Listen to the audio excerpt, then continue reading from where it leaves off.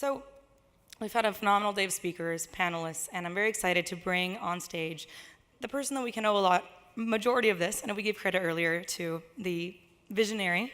Thank you so much, Ricardo. But now it's on to bring up here Pedro Guerrero. You all may know him very well. Come on up. He's the president and CEO of Hispanic Executive Magazine. So we need to thank him. Thank you.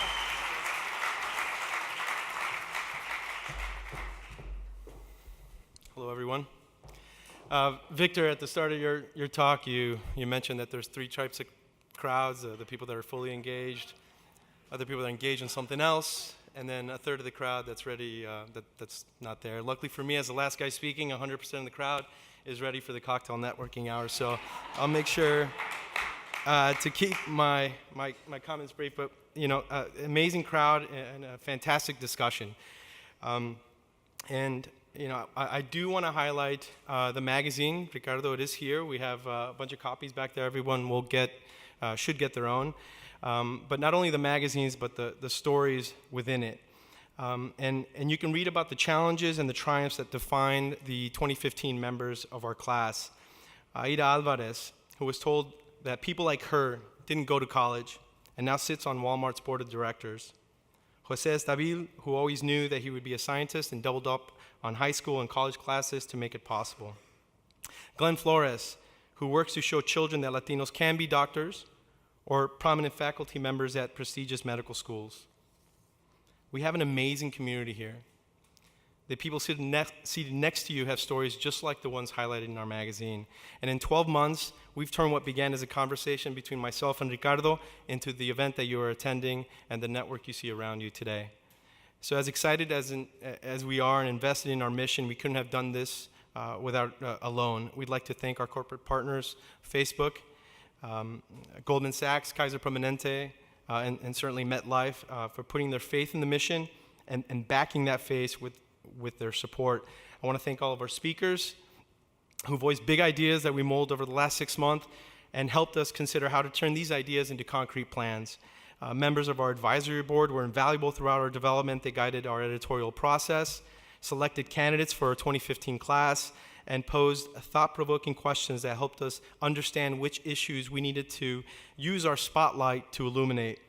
Our academic partners played a key role in nominating their alumni for recognition in our magazine and by spreading the word of this event and important initiative.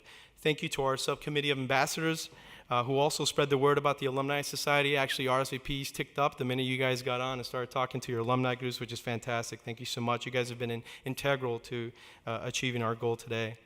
And I'd be remiss not to mention members of the Alumni Society team who organized this event and helped us make this idea a reality. Thank you so much. More importantly, I'd like to acknowledge the 2015 class featured in the magazine. And I'd like to ask those members who are here and were featured in the magazine to stand at this time, if you could. I know I've seen a few of you guys out there.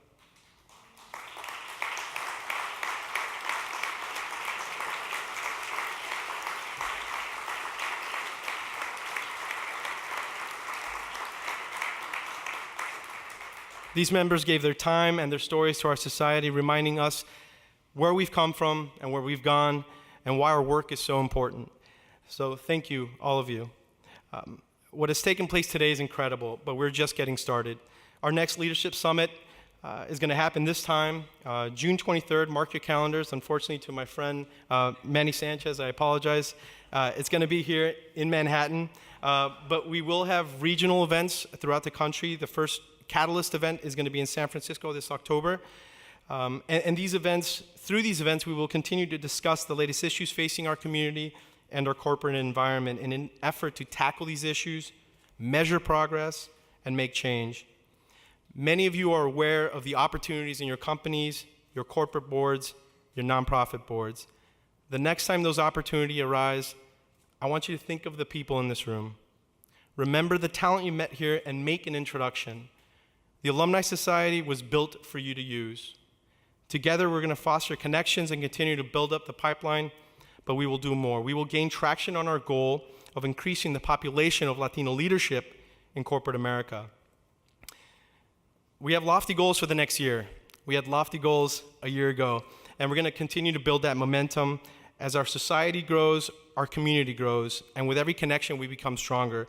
So we believe that the future of corporate America isn't simply a ladder, it's a community, and it's our community. So thank you, everyone.